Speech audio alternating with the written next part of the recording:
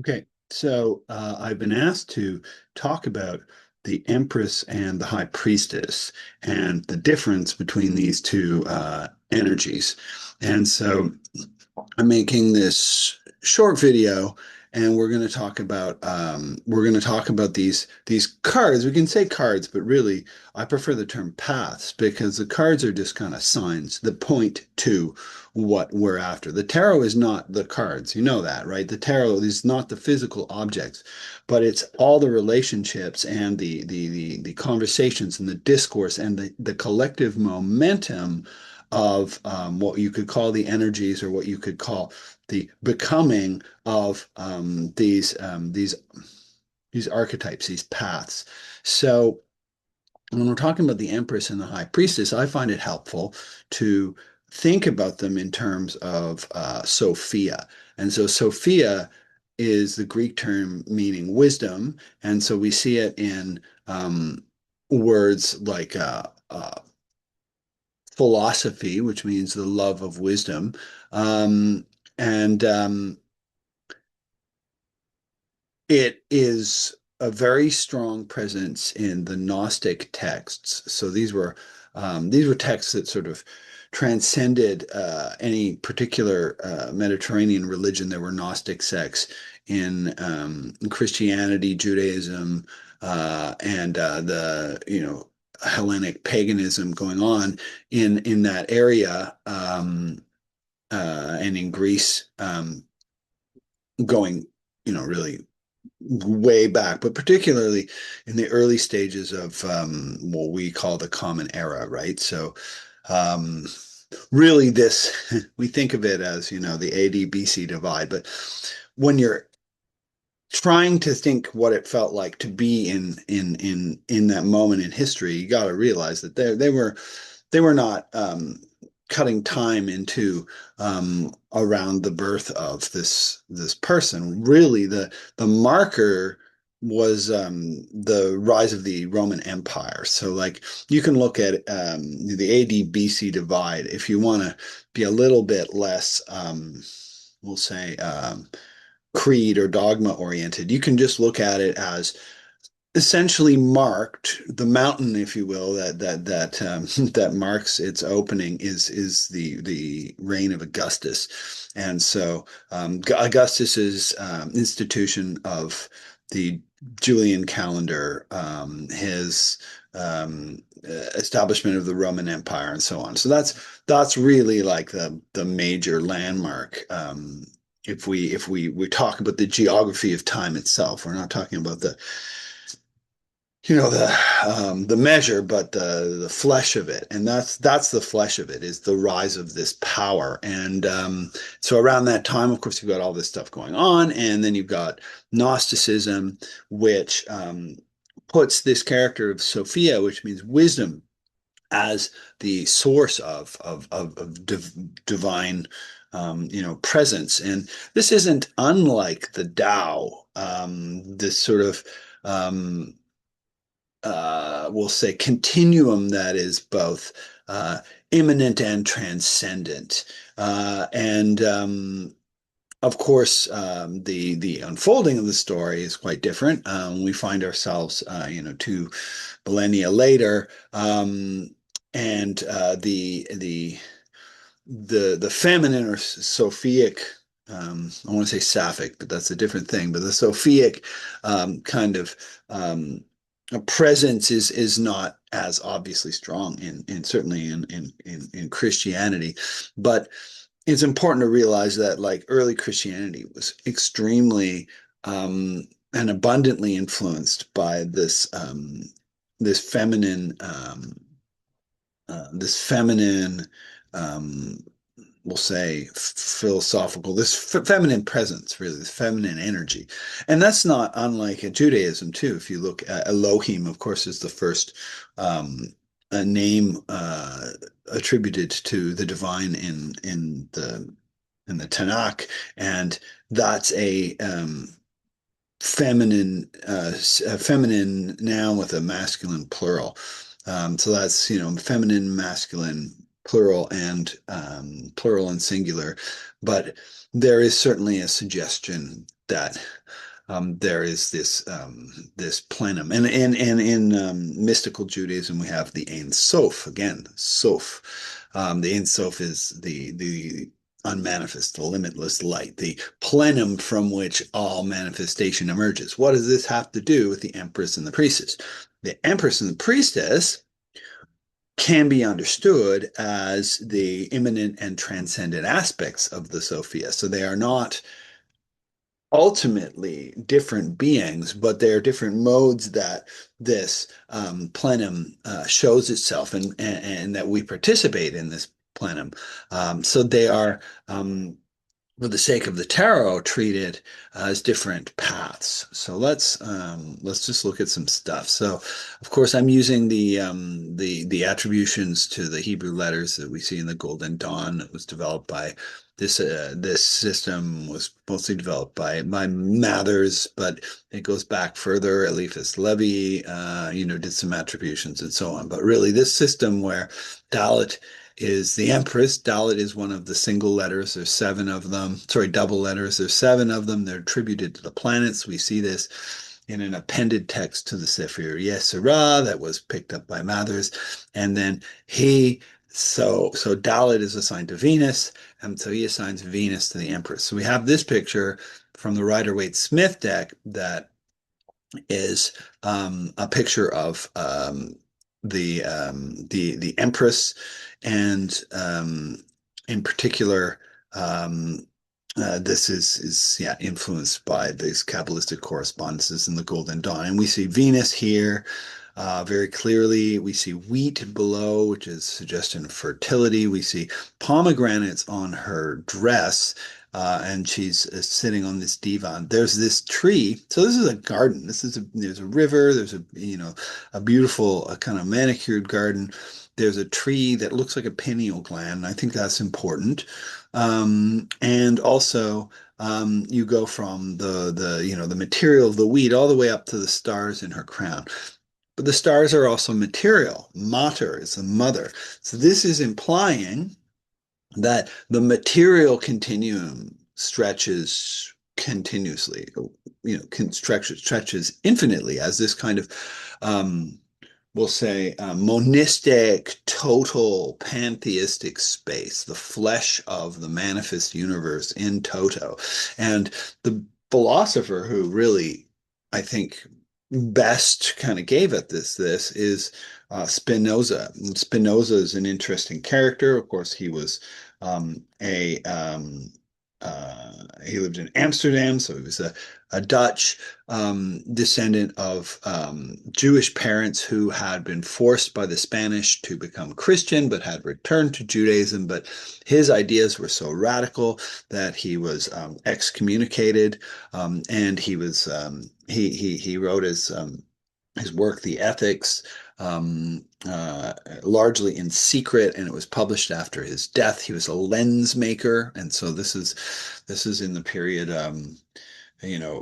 just after, sort of in the middle of the sort of Copernican revolution kind of thing. So he was a player in the movement from the geocentric to the heliocentric cosmos.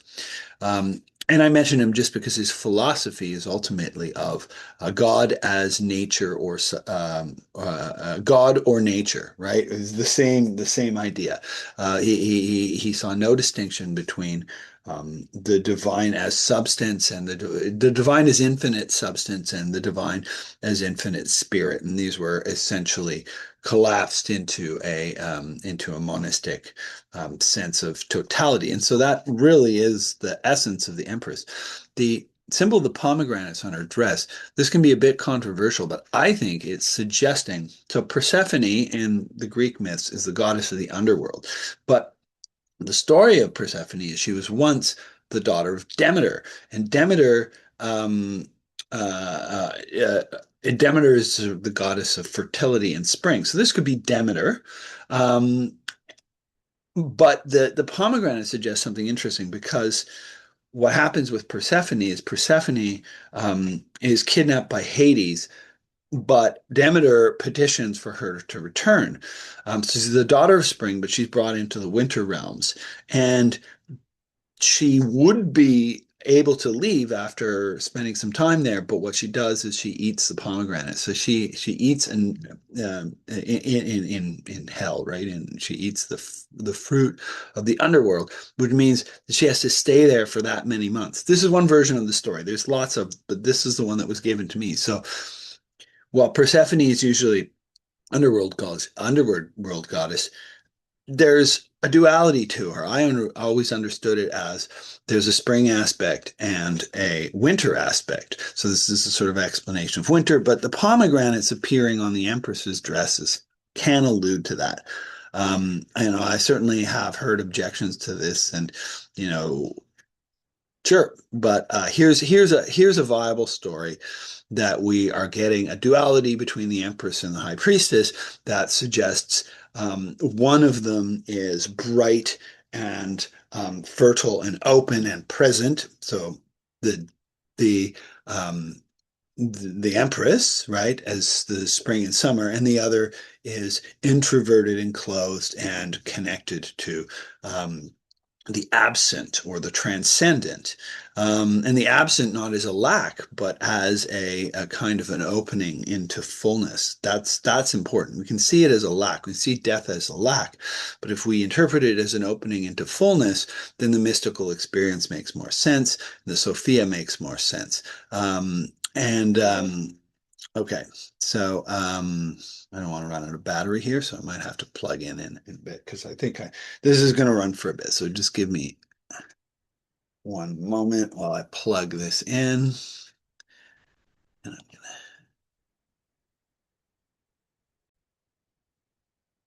Okay, so the last thing I want to show you is of course the connection with Daleth and door, right? Daleth is the door, and the manifest world has a doorway, which is the vagina, right? Is the gateway into the world. Certainly for humans. I mean, I'm sure there's other ways of finding your way into the world if you're like a completely different species, but there is a gateway, there's a doorway into manifestation. So this implies enfleshedness. Um, and the imminent total presence of enfleshedness. And that's what I want to really emphasize with the Empress. The Empress is the enfleshed Sophia, the Sophia with meat.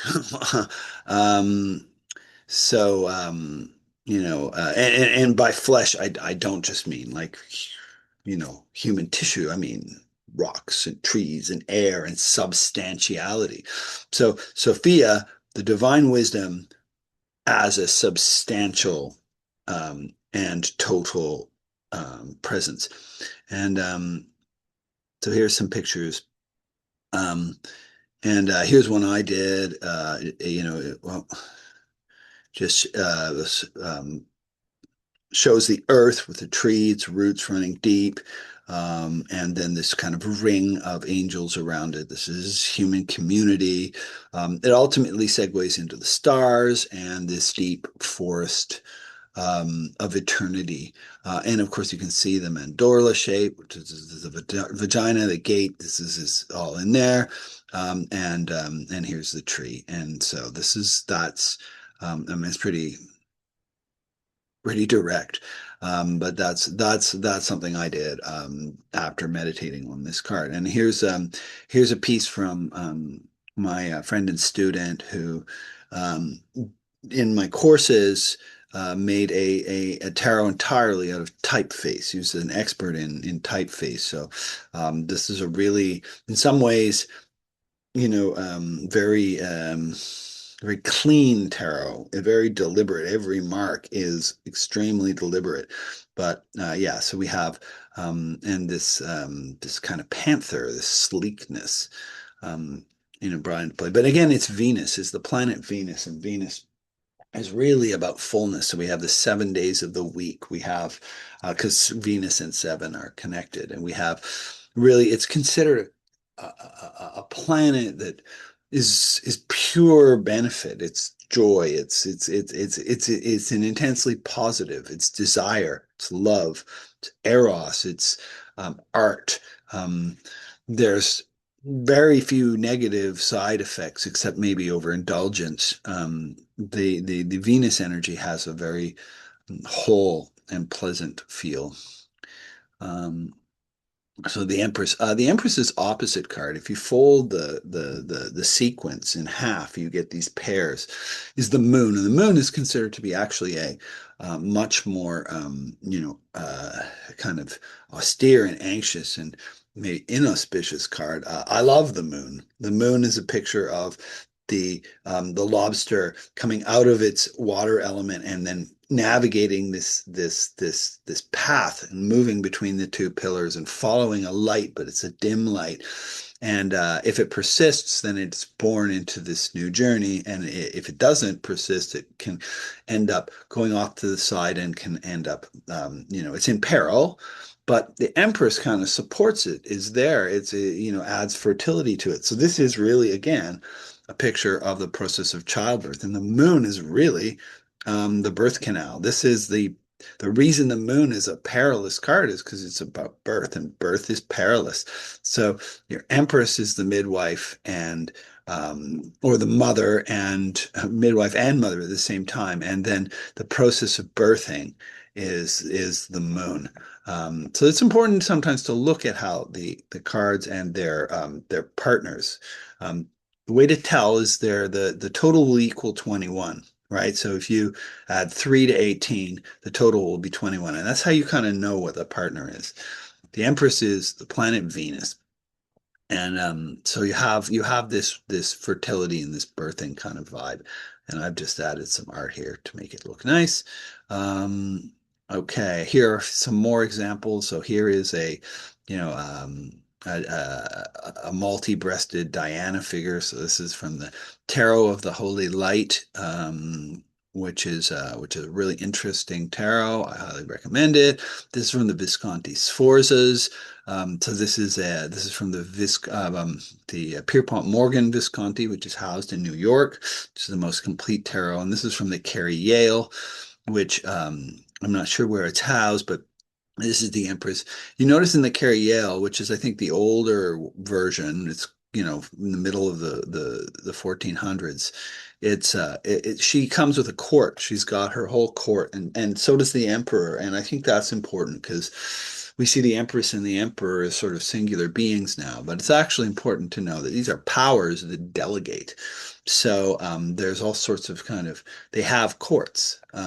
They are part of they're kind of they're hubs of community in their own respective ways, and they're both the Empress and the Emperor are uh, powers, right? The Empress, we need to understand that the Empress is regal and powerful and dominating in a sense, but it's a soft domination as opposed to the Emperor, which represents a hard domination. So you have a yin and yang, but they're both compelling forces. And here we have Aleister Crowley or Frida Harris's version, which is a very beautiful card. And you've got the pelican, the alchemical symbol of the pelican, who pierces his own breast to feed their young. So the blood of the mother feeds the children. And this is, again, the manifest pantheistic total flesh of the world is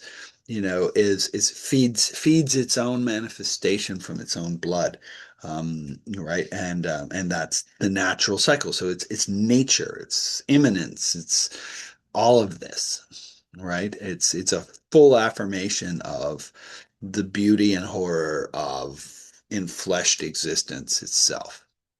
So that's the Empress. And now we get to the Priestess. So is um, the Priestess is attributed here to the letter Gimel, which means camel. And the camel is for traveling long journeys across a desert or an abyss. And the camel is a creature of reserve, right? The door opens up into a space of abundance, but the camel travels through a space of sparseness. So here we're talking about the Sophia, the wisdom, insofar as it is unfleshed and unmanifest, and it's entering into a domain that is of potential and not actual presence. And so we see the famous pillars of the Temple of Solomon, Boaz and Jachin, which are a big part of Masonic mythos. Um, and and of course, they ultimately originate in Judaism, but the Golden Dawn had a very Masonic slant on things. And then you have this cross or crossroads in the center. Behind her is the pomegranates. We see this again, and they're in the shape of the tree of life. Although it's obscured, we know that this is the tree of life, the Kabbalistic tree, presumably the one known as the Kircher tree with a descended material sphere. There's different versions of the tree, and truly, the Hermetic Kabbalistic, you know, tree of life stuff is almost it's not anywhere near as deep as the Jewish Kabbalah. Like there's much more to it. So like we get hung up on using it as a sort of cabinet of ideas or structure for, memory, but like in the actual rabbinical or Jewish mystical process. There's many different diagrams and they're dynamic and they do all sorts of things. And it's a kind of more natural use of the diagram. But that's that, this is how the tarot has been married to the Kabbalah through this Hermetic framework, which is kind of a more of a rigid sort of curriculum sort of thing, but so be it. She does hold the scroll that says Torah. Torah is an anagram for tarot. Torah, of course, means the first five books of the Tanakh, which is known to Christians as the Old Testament. I was taught, when I was doing religious studies, because I did my degrees in religious studies, philosophy, sociology, that kind of area. But I was taught that like the moment you say Old Testament and New Testament, you're picking terms that are proper to an already Christian interpretation of it. So it's better to call these books what we'll say their people of origin name them. And in this case, the Tanakh is what is referred to in the Christian world as the Old Testament. And that is Tanakh is Torah, Nevi'im, and Ketuvim. Those are the three parts. Torah is the first five books, the books of Moses, and then the Nevi'im and the Ketuvim, the the other books, of that assemblage of texts. It's been a long time. Prophets is one of them, and yeah, it's the law, the prophets, and uh, okay. So there's a veil hanging here, veil of pomegranates. The tree of life is a veil, right? Maybe the tree of life vanishes when you actually see the horizon of truth, and all we get a hint of is that there's a horizon here. And we don't know what's on the horizon, and this is deliberately saying that no person can tell another person what it is to see raw divine truth. But to each of us, there is a moment of contact. And this is essentially, in a way, saying, look, we've got all these cards and all these symbols and all these systems, but every culture has them. And we will ultimately, if we follow and practice and get it, we'll step out of it. So the mystics are all saying, the paths are many, but the truth is one. And we argue about the details, we argue about the aesthetics, but everyone comes to this horizon. It's like this great bowl that we all come to and we see commonly, and yet our language and our paths up the mountain are all different. Arguing over what's correct only makes sense on your way up the path to make sure that you're staying on a path that'll get you there. But it makes no sense to judge anyone else's path because, we're all climbing the holy mountain. Okay, it's also a spring, so her dress becomes a spring. It's a fountainhead. She's basically Isis, right? The goddess of the goddess of the mysteries, the goddess of mysticism, and she's essentially pointing to the exit out of all this language, out of all this, um, out of the enfleshed into the transcendent. So we can talk about what's called a panentheism, right? A pantheism is all is God, and a panentheism is all is in God. But God is containing all things, but God also it's almost beyond pantheism and panentheism. It's both, right? Because God is both all and the none that all is continuously fountaining out of. So all is not a static thing sitting in a nothing that is God.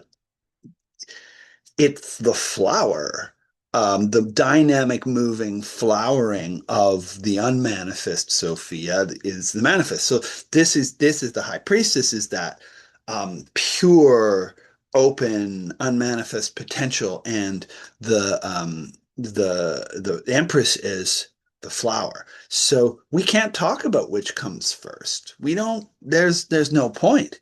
And yet here we have also, to play the Greek myth, we've got Persephone and Demeter, right? So we've got the winter moving towards the exit, right? So death, but death not in any horrific way. Um, this is also on the 13th path. So there is hints to the death card, which has the number 13.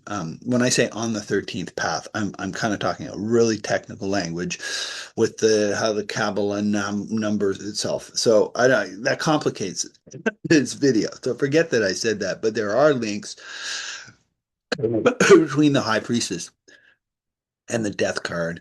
Um, but this is grace. The high priestess is really like this shaft of light, this grace that that that that touches us. Particularly when we can allow ourselves um, to in some ways offer the flesh of the world, the material immanence, offer it over to its own fountainhead of potential, and they become one. And the manifest and the unmanifest, the immanent and the transcendent Sophia just become aspects of the same breathing, living, awesome, open, luminous, dynamic presence. This plenum, if you will, um, and and it breathes, and it's yeah, it's so these are ways of trying to get us to find this experience, which is far more than an intellectual experience. It's emotional. It's an experience. We can understand the ideas and talk the talk, but to feel it is a rare gift, and it will completely change your life. And so here it is, these two aspects, and this is a sign, of course, to the moon in the planetary symbolism. So we've got the moon and the Venus, but yeah, here's the goddess. Okay. I'm back. Okay, and here we've got this kind of Sphinx vibe from Guy's card. Here's a version I did with this. I saw a vision, and this all came out of visions of a canoeist paddling up a river, and there's all these people living down there. But then gets to a sheer cliff and paddles the river up a waterfall and into a cave, and there's emblems of death all over the place and fear, because this is terrifying, right? To encounter the high priestess is terrifying, and to walk that path, it's you're crossing a desert.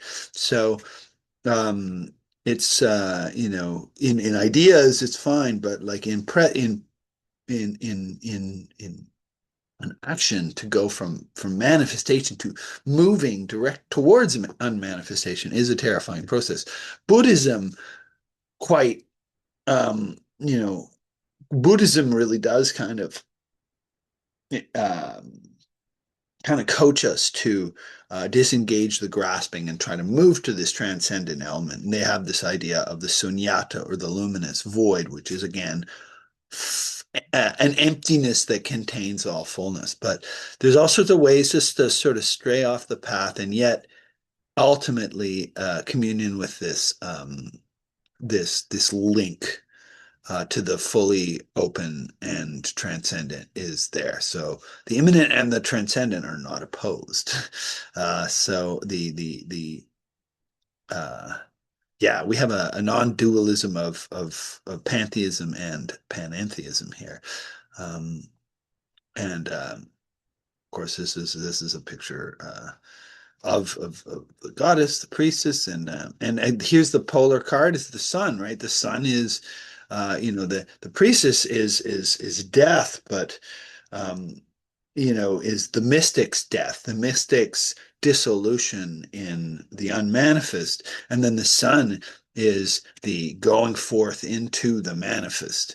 The fool's journey. This suggests the fool, right, with a feather in his cap, the child on the raging charger, which is there's safety concerns about this kind of scenario. Imagine look at this card from the point of view of a insurance adjuster, and you'll get a sense of the the loaded nature of the sun. We love the sun because it's life and it's success, but it's like it's also all of the perils of engagement and so forth. So these are kind of two vectors. Often you have a kind of a bidirectional vector in tarot and in magic, where you will two things in opposite directions at once, or you affirm two opposite trajectories, and that creates tension. So there is this tension between light and shadow that's resolved in a kind of sublime way, really in the breath, in the awesomeness. I'm just having a picture of the drawing of an arrow and the firing of an arrow into the sun, or however you want to see it, and there is this awesome moment and this trembling as you're holding the bow tight, and there's tension and release, and yeah, and this she can also be Artemis, right? So the story of Artemis, who um, who famously, and I think I'm talking about it here. Yeah, Artemis and Actaeon, right? So Artemis is the goddess of the hunt, and Actaeon witnesses her bathing naked at the holy mountain.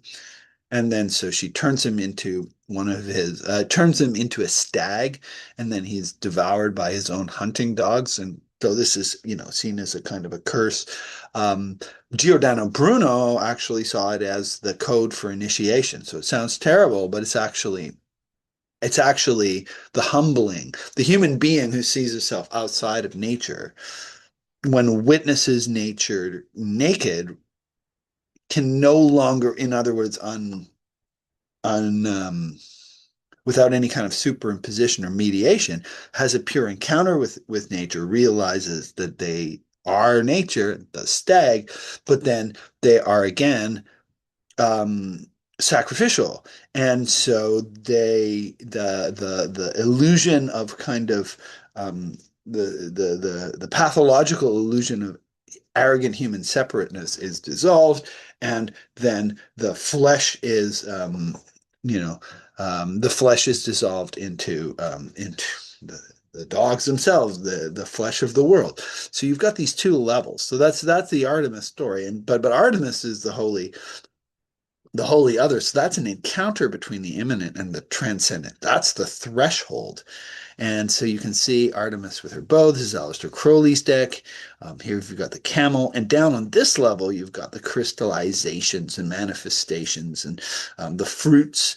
And then these all have a kind of a gridded lines, right? So suggesting coordinates. But then up here, veil after veil after veil after veil after veil, outside of um, the nature of the measurable and the quantifiable, just the onion skin of pure essentiality that can be experienced in a transcendent state. So we tend to become less analytical and just feel ourselves peeling layers and layers and layers off without actually absenting ourselves from any of this. That's the hard part to wrap your head around for people who are trying to wrap their head around things, right? Is that, to oppose duality and non-duality is a dualistic proposition. So how do you get to non-dualistic gnosis or Advaitic gnosis? Um, if you want it, well, you kind of need to find it in the dualism that you're trying to avoid. So it's like the Chinese finger puzzle. You move closer. You bring you you move into the dualism. You move into the contrasts. You move into it, into the immanent, and that's where you find the transcendent. That's where you find the resolution of the dichotomies. Um, and yeah, so I put this together, and I'm putting it up as fuel for contemplation, particularly, for my dear friend, Leah Poller, who've asked for this in relation to a project that we're working on and some incredible, incredible works that she's putting together. I don't want to say too much for the, you know, the public audience because you'll see. Take note, Leah Poller, and yeah, this will be one for the ages. And so, but this is here for anyone who finds this kind of stuff interesting. So I hope you found this video illuminating in some way. You can, of course, like and subscribe and do all this stuff. You can check out my website. I have courses. I've got, all sorts of kind of layers of engagement. And feel free to reach out. And yeah, I'm Dr. Peter DeShemin, and this is just a wee discussion on the immanent and transcendent Sophia as they are given to us in the tarot tradition, in the esoteric tarot tradition. So thank you so much, and go forth and contemplate and you know transcend and emanate whatever whatever suits your fancy. Godspeed.